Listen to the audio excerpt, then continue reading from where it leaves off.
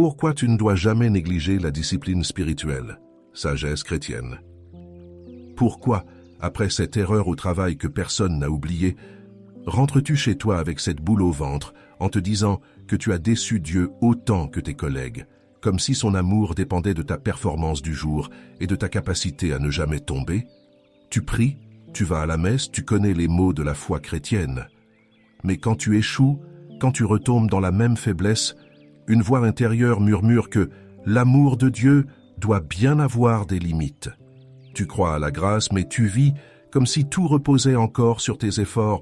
Tu affirmes la fidélité de Dieu, mais au fond, tu doutes qu'elle t'atteigne vraiment. Alors, tu gardes cela pour toi. Tu te dis que tout le monde traverse des hauts et des bas, que c'est normal.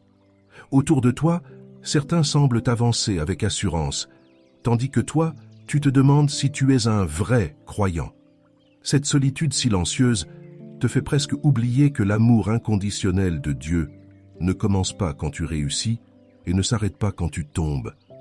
Combien de temps vas-tu continuer à courir après l'approbation divine, comme si elle était une récompense à mériter chaque vendredi, chaque semaine, chaque confession? Et si le cœur de l'Évangile était ailleurs? Et si la transformation spirituelle que tu cherches ne venait pas d'une pression supplémentaire, mais d'un regard enfin accueilli? La vérité est bouleversante et simple à la fois. La grâce divine précède ton redressement. Alors que nous étions encore pécheurs, le Christ est mort pour nous. Lettre de saint Paul aux Romains, chapitre 5, verset 8. La croix prouve que l'amour de Dieu agit avant ton mérite. Sa correction n'est pas un rejet, mais une fidélité qui taille pour faire grandir. Même le silence de certaines saisons ne contredit pas sa présence. Sainte Thérèse de Lisieux écrivait « C'est la confiance, et rien que la confiance qui doit nous conduire à l'amour. » Bienvenue sur TV Catholique. Ici, nous avançons ensemble pour comprendre comment vivre à partir de cet amour du Père et non courir après lui comme une récompense, afin que notre foi chrétienne devienne stable, incarnée, profondément vivante. Si ce que tu entends résonne en toi, abonne-toi à notre chaîne TV Catholique. Laisse-nous un like sous cette vidéo. Partage en commentaire ce que l'amour de Dieu change concrètement dans ta vie et envoie ce message à quelqu'un qui a besoin de se rappeler que la grâce le précède. Ces gestes simples sont des gestes de communion ecclésiale, des actes de fraternité qui nous aident à marcher ensemble vers une véritable transformation spirituelle. Accueillons le premier signe. Dieu t'aime même quand tu tombes. Parfois, tu ressens cette impression étrange que Dieu se retire dès que tu échoues. Tu te demandes si la fidélité de Dieu résiste vraiment à tes faiblesses, comme si sa présence dépendait de ta réussite morale. Pourtant, l'amour inconditionnel de Dieu ne se mesure pas à ton niveau de performance, mais à sa nature même, constante, patiente, vraie. Alors pourquoi ce sentiment persiste-t-il quand ton cœur chancelle et que ta confiance s'effrite? Au travail, ton supérieur critique injustement ton projet devant toute l'équipe. Ton ventre se serre, tes joues brûlent, et une voix intérieure murmure que tu n'as pas seulement raté professionnellement, mais aussi spirituellement. Tu penses avoir déçu Dieu lui-même. En rentrant le soir, cette honte reste collée à ta peau comme une seconde chemise invisible. L'Écriture murmure à ton cœur, car le juste tombe 7 fois et se relève. Livre des Proverbes, chapitre 24, verset 16. Ce verset te rappelle que la sainteté ne consiste pas à ne jamais tomber, mais à toujours te relever dans la confiance. La grâce divine agit précisément là où tu crois qu'il n'y a plus rien à sauver. C'est dans ta fragilité que la lumière du Christ trouve un espace pour guérir. Tu n'es pas moins aimé parce que tu es encore en chemin. La honte veut te faire croire que Dieu t'observe de loin, mais la vérité, c'est qu'il marche à tes côtés dans la poussière de tes combats intérieurs. Reconnaître ta faiblesse n'est pas trahir ta foi chrétienne, c'est l'approfondir en vérité et en humilité. Ce regard sincère sur toi-même ouvre déjà la porte d'une transformation spirituelle réelle. Saint Paul écrit aux croyants, « Là où le péché a abondé, la grâce a surabondé. » Lettre aux Romains, chapitre 5, verset 20. Quand tu vas recevoir le sacrement de réconciliation, ce verset devient cher. Tu déposes tes fardeaux et c'est Dieu qui les efface. L'amour inconditionnel de Dieu se fait alors caresse concrète du pardon reçu. Cette expérience du pardon ravive ta confiance et réveille ton désir de marcher autrement. Le soir venu, dans ta maison, ton enfant renverse son verre sur la table et te regarde avec peur. Autrefois, tu aurais réagi sèchement. Cette fois, tu souffles doucement avant de lui dire « Ce n'est pas grave, on va nettoyer ensemble ». Tu découvres en toi un reflet discret du cœur du Père qui relève sans condamner. La grâce reçue au confessionnal s'étend jusque dans ton quotidien familial. Fort de cette lumière reçue, tu comprends peu à peu que tomber ne signifie pas être rejeté. Dans l'Église qui t'accompagne et te nourrit par les sacrements, chaque chute devient un lieu d'apprentissage de l'amour vrai. Le Christ ne t'attend pas au sommet de tes réussites, mais au creux même de tes manques, pour y déposer sa tendresse infinie.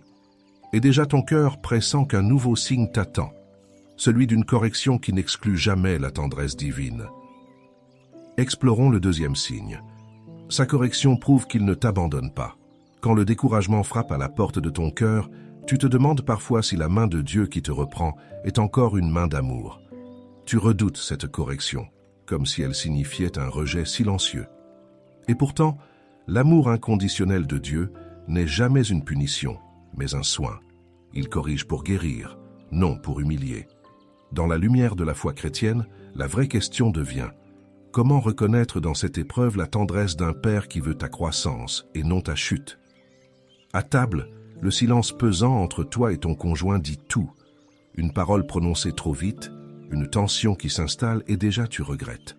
Ton souffle se raccourcit, ton regard fuit celui de l'autre, tu sens la honte pointer sous forme d'impatience. Ce soir-là, tu n'entends pas seulement la voix blessée de ton proche. Tu crois percevoir le reproche même de Dieu dans ce malaise familier. Une lumière biblique éclaire ta situation, car le Seigneur corrige celui qu'il aime, comme un père le fils qu'il chérit. Livre des Proverbes, chapitre 3, verset 12.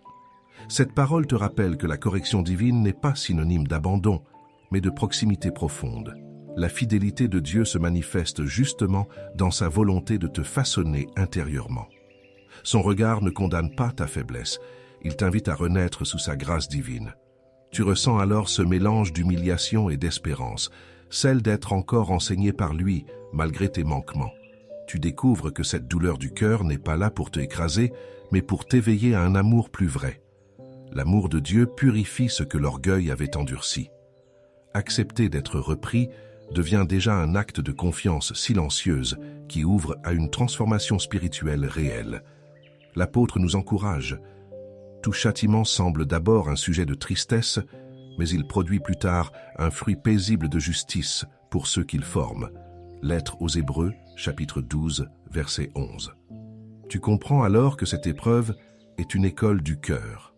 En sortant d'une messe dominicale où tu as reçu l'Eucharistie, tu ressens cette paix douce qui suit le pardon sincère. C'est la grâce divine agissante dans ta fragilité humaine. Ce sacrement devient pour toi le lieu concret où l'amour paternel taille sans détruire. Le lendemain, dans les transports bondés, quelqu'un te bouscule sans s'excuser. Avant, tu aurais réagi vivement. Cette fois, tu respires profondément et demeures calme.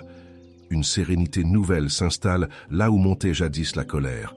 Le travail intérieur du Christ commence à porter son fruit jusque dans les gestes les plus ordinaires. Et cette certitude nouvelle t'accompagne. La correction du Père n'est jamais une punition froide, mais un signe vivant de son attachement indéfectible. Dans l'Église qui enseigne et console, tu apprends peu à peu à lire ces moments comme des invitations à grandir en liberté intérieure. Le Seigneur ne t'abandonne pas dans tes résistances, il patiente avec toi jusqu'à ce que ton cœur devienne semblable au sien. Ainsi se prépare déjà le prochain signe, celui où la croix viendra révéler combien son amour précède tout mérite humain. Abordons le troisième signe. La croix montre son amour gratuit. Tu te souviens de ce moment où tu croyais que Dieu attendait de toi un effort de plus pour t'aimer, enfin. Comme si son regard dépendait de ta capacité à bien prier, à ne jamais faillir, à toujours mériter sa présence. Pourtant, la croix te contredit. Elle dit que l'amour inconditionnel de Dieu ne se gagne pas, il se reçoit. La foi chrétienne repose sur cette vérité bouleversante. Tout commence par la grâce divine. non par tes performances spirituelles. Alors pourquoi ton cœur continue-t-il parfois à douter quand la vie te heurte de plein fouet? Dans les transports bondés, quelqu'un te bouscule sans s'excuser. Tes mains serrent le sac, ton souffle s'accélère et une pensée monte. Même ici, je suis invisible. Le bruit, les visages fermés, tout semble confirmer cette impression d'abandon. Tu fermes brièvement les yeux, cherchant dans ce chaos un signe que Dieu te voit encore. Une parole du Christ résonne en toi. Il n'y a pas de plus grand amour que de donner sa vie pour ses amis. Évangile selon Jean, chapitre 15, verset 13. Ce verset illumine ta fatigue intérieure. Jésus n'a pas attendu ton mérite pour t'aimer jusqu'à la croix. Il t'a offert sa vie avant même que tu puisses prononcer un mot. Cette révélation change tout. Le Seigneur ne t'aime pas parce que tu réussis à croire fort, mais parce qu'il est fidèle à son propre cœur.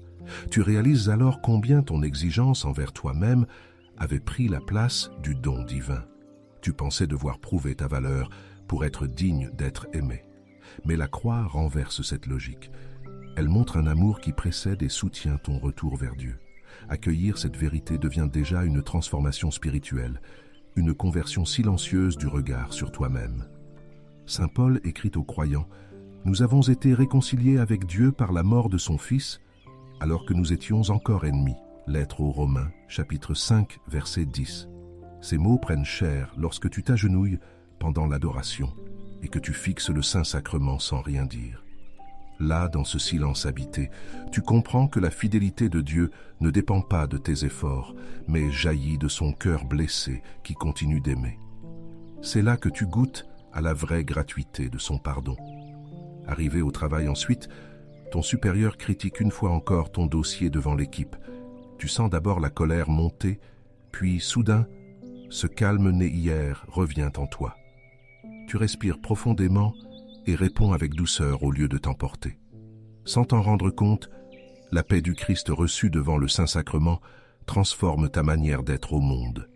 Fortifié par cette purification intérieure, tu marches désormais avec plus d'assurance sur le chemin du don gratuit. L'Église t'accompagne dans cette redécouverte constante de l'amour offert avant toute performance. La croix devient ton repère quotidien, non plus un symbole de douleur seulement, mais la preuve vivante d'un cœur qui aime jusqu'au bout. Et déjà se profile un autre signe, celui d'un Dieu qui veut guérir ta honte et restaurer ton cœur blessé pour en faire un lieu de lumière. Découvrons le 4e signe. Il guérit ta honte et ton cœur. À cet instant précis où le silence devient trop lourd, tu sens que la honte a construit en toi un mur invisible. Elle te murmure que tu n'es plus digne de l'amour inconditionnel de Dieu, que ta faute t'a disqualifié pour toujours. Pourtant, la foi chrétienne enseigne que cette voie n'est pas celle du Père, mais celle de la peur. Car l'amour de Dieu ne se retire pas face à ta blessure, il s'y engouffre pour y déposer sa lumière et commencer une vraie guérison intérieure. Face au miroir ce matin, tu ne reconnais plus celui que tu es devenu. Ton regard se détourne, la gorge serrée par ces souvenirs que tu croyais enfouis. Tu t'en veux d'avoir encore échoué, d'avoir manqué de patience avec ceux qui t'aiment. Le poids de la culpabilité t'écrase plus sûrement que les reproches des autres. La parole traverse ton silence. Il ne brisera pas le roseau froissé et n'éteindra pas la mèche qui faiblit. Évangile selon Matthieu, chapitre 12, verset 20. Cette promesse te rappelle que Dieu ne méprise jamais ce qui vacille. Il relève ce qui chancelle doucement. La grâce divine agit souvent sans éclat, comme un souffle discret qui redonne forme à ton cœur fissuré. Ce n'est pas ta perfection qui attire son pardon, c'est sa tendresse qui restaure ton humanité blessée. Tu comprends alors que cacher ta honte ne la guérit pas. Elle ne fait qu'alimenter l'ombre intérieure. Reconnaître ton besoin d'aide devient un acte de courage spirituel. L'humilité ouvre là où la peur fermait. Elle permet à la miséricorde d'entrer enfin dans tes plaies secrètes. C'est ainsi que commence une transformation spirituelle, lente mais réelle, où la blessure devient passage vers la confiance retrouvée. L'apôtre nous encourage. Si quelqu'un est dans le Christ, il est une créature nouvelle. Les choses anciennes sont passées. Voici qu'elles sont devenues nouvelles. Deuxième lettre aux Corinthiens, chapitre 5, verset 17. Ces mots prennent vie quand tu franchis la porte du confessionnal après tant d'hésitation. Tu déposes ta honte et reçois la paix du pardon. Là se manifeste à nouveau la fidélité de Dieu, constante au-delà de tes chutes. Ce sacrement devient le lieu concret où l'amour du Père répare ce que la culpabilité avait brisé. Quelques jours plus tard, à table avec les tiens, ton enfant te parle d'une erreur qu'il a commise à l'école. Tu aurais pu réagir durement. Au lieu de cela, tu poses calmement ta main sur son épaule et lui dis qu'il peut toujours recommencer. Ton regard bienveillant surprend même ton conjoint. Cette patience nouvelle est le fruit silencieux du pardon reçu. Le visage du Christ s'est imprimé dans ton attitude quotidienne sans même que tu t'en aperçoives. Ton cœur apaisé découvre qu'aimer Dieu passe aussi par s'accueillir soi-même sous son regard miséricordieux. Dans l'Église qui soigne et relève par les sacrements, chaque fragilité devient matière à grâce et apprentissage du vrai amour.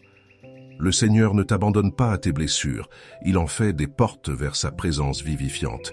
Et déjà se prépare le prochain signe, celui d'un silence divin qui n'est plus absence mais maturation secrète de la foi vivante en toi. Examinons le 5e signe. Son silence ne veut pas dire absence. Ce matin-là, quelque chose s'est brisé en toi. Cette impression que Dieu ne répond plus, que ta prière se perd dans un ciel fermé. Tu t'interroges sur cet amour inconditionnel de Dieu dont on te parle tant, alors que tout semble muet autour de toi. Et si ce silence n'était pas un rejet, mais une autre forme de présence?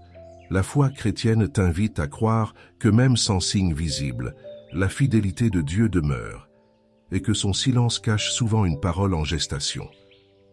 Face à ton ami dans un café, tu sens qu'il ne t'écoute pas vraiment. Ton regard glisse vers la fenêtre, espérant un écho, une attention sincère, mais ses yeux restent ailleurs. Ta voix se fait plus basse, tu te renfermes peu à peu. En rentrant chez toi, tu ressens ce vide familier, comme si ce manque d'écoute humaine réveillait le sentiment d'un ciel lui aussi fermé. Tu entends cette promesse divine, « Je suis avec vous tous les jours jusqu'à la fin du monde ». Évangile selon Matthieu, chapitre 28, verset 20. Ces mots ne dissipent pas immédiatement ton trouble, mais ils percent ta solitude comme une lueur persistante. Ce verset te rappelle que même quand Dieu se tait, il agit au-dedans. Le silence devient alors un espace où la grâce divine travaille sans bruit, comme une semence sous terre avant l'aube. Ce n'est pas ton absence de ressenti qui mesure sa présence, c'est ta persévérance dans la confiance qui révèle ton amour pour lui. Tu apprends à demeurer là où rien ne se passe en apparence, à aimer sans retour immédiat. Cette fidélité silencieuse est déjà une prière profonde. Elle purifie ton cœur des attentes magiques et l'enracine dans la vérité d'un amour patient. C'est ainsi que naît une transformation spirituelle, lente mais réelle, celle d'un cœur qui apprend à croire sans voir. Pierre t'invite à la confiance. Pour vous qui croyez sans l'avoir vu, vous tressaillez d'une joie ineffable et glorieuse. Première lettre de Pierre, chapitre 1, verset 8. Ces mots trouvent écho lorsque tu décides de t'arrêter un soir dans une église encore ouverte. Devant le Saint-Sacrement exposé, tu restes immobile quelques instants. Aucun mot ne vient, mais une paix discrète s'installe doucement en toi. L'amour inconditionnel de Dieu se manifeste autrement, non plus par le bruit des réponses rapides, mais par la profondeur d'une présence paisible qui restaure ton âme fatiguée. Le lendemain, au travail, face à ton écran et aux exigences répétées de ton supérieur, tu ressens cette même tranquillité intérieure te revenir. Là où tu aurais réagi par stress ou nervosité, tu souffles calmement avant d'agir avec discernement. Ce calme intérieur surprend tes collègues.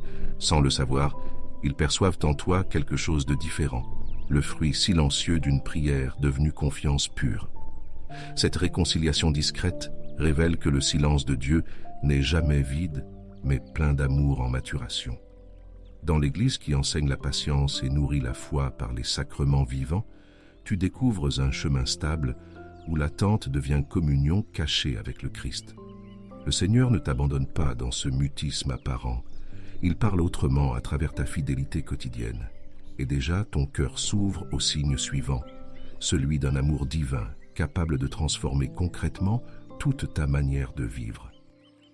Intéressons-nous au 6e signe. Son amour change ta façon de vivre. Tu connais cette fatigue qui ne vient pas du corps mais du cœur, celle d'essayer de bien faire tout en sentant que tes gestes manquent encore de paix. Tu veux aimer comme le Christ, pardonner comme lui, mais tu te heurtes à ton impatience et à tes limites. Pourtant, l'amour inconditionnel de Dieu ne t'invite pas seulement à croire, il t'appelle à vivre autrement, à laisser sa grâce divine façonner tes réactions les plus simples. Comment cet amour reçu peut-il devenir un style de vie où chaque geste ordinaire devient prière? Dans un café, tu attends quelqu'un qui ne viendra peut-être pas. Tes yeux fixent la porte, ton souffle s'alourdit et la déception monte doucement. Une part de toi veut se fermer, se dire « Encore une fois, je me trompe sur les gens ». Ce moment banal réveille pourtant un vieux réflexe. Chercher la reconnaissance humaine pour combler ce vide que seule la tendresse du Père peut remplir. Une lumière biblique éclaire ta situation. Vous êtes le sel de la terre. Vous êtes la lumière du monde. Évangile selon Matthieu, chapitre 5, versets 13-14. Ces mots te rappellent que tu n'es pas appelé à attendre d'être aimé pour aimer à ton tour. La présence du Christ en toi est ce feu intérieur qui transforme ta manière de regarder le monde. Quand tu accueilles la fidélité de Dieu, même ta déception devient lieu d'offrande et non d'amertume. Tu comprends alors que vivre l'Évangile ne consiste pas seulement à éviter le mal, mais à apprendre à aimer comme Dieu aime, sans calcul ni condition.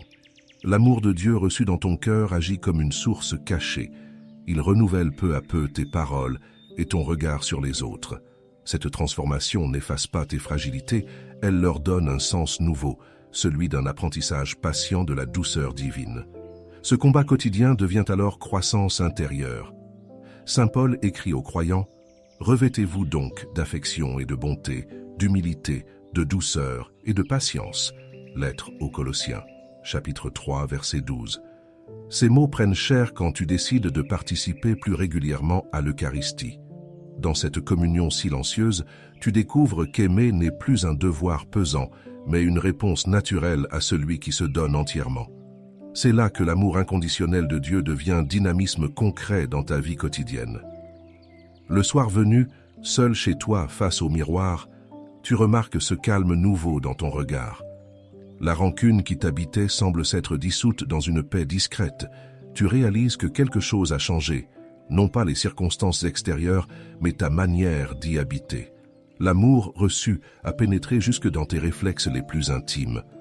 Apaisé par cette vérité intérieure, tu comprends que la vraie sainteté n'est pas une perfection sans faille, mais une fidélité quotidienne au mouvement du cœur du Christ en toi. Dans l'Église qui nourrit et accompagne par les sacrements vivants, chaque petit acte devient réponse au don divin déjà offert. Le Seigneur t'apprend ainsi que sa grâce n'est pas un concept spirituel, mais une force agissante qui transforme ta manière d'aimer. Et déjà s'annonce le dernier signe, celui où tu apprendras non plus seulement à recevoir cet amour, mais à vivre pleinement à partir de lui. Tournons-nous vers le 7e signe. Tu vis à partir de son amour. Certains matins, tu te demandes si tu auras la force de continuer à aimer quand tout semble pesant. Tu pries, mais ton cœur reste lourd, comme si la source intérieure s'était tarie. Pourtant, la foi chrétienne t'invite à un basculement. Ne plus seulement chercher l'amour inconditionnel de Dieu, mais apprendre à vivre à partir de lui. Et si la clé n'était pas d'en faire plus pour mériter sa tendresse, mais de laisser sa grâce divine te porter dans chacun de tes gestes quotidiens. À table, le silence pesant entre toi et ton adolescent devient presque insupportable. Une remarque fuse, les voix montent, puis le regret s'installe aussitôt. Tu sens ton cœur se refermer, une fatigue morale t'envahit. Le poids du non-dit te rappelle toutes ces fois où tu as cru devoir tout réparer seul. Une lumière biblique éclaire ta situation. Demeurez dans mon amour, comme moi j'ai gardé les commandements de mon Père, et je demeure en son amour. Évangile selon Jean, chapitre 15, verset 10.